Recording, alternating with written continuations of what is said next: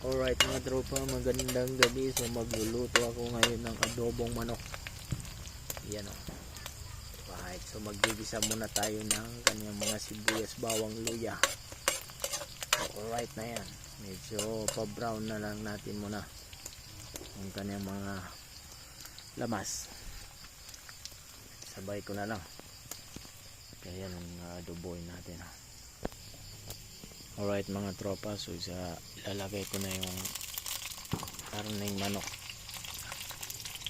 Yan.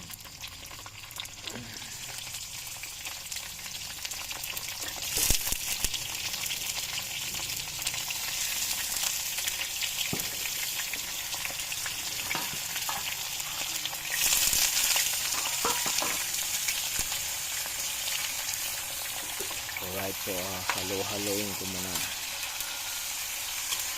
Kung nakikita ni maraming mantika, ganyan ako mag-adobo kasi mamaya lalagyan ko na maraming tubig yan.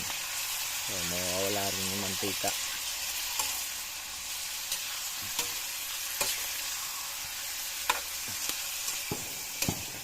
Alright. Ngayon lalagyan muna natin ng konting vinegar para ma-absorb yung kanyang lansa. Alright.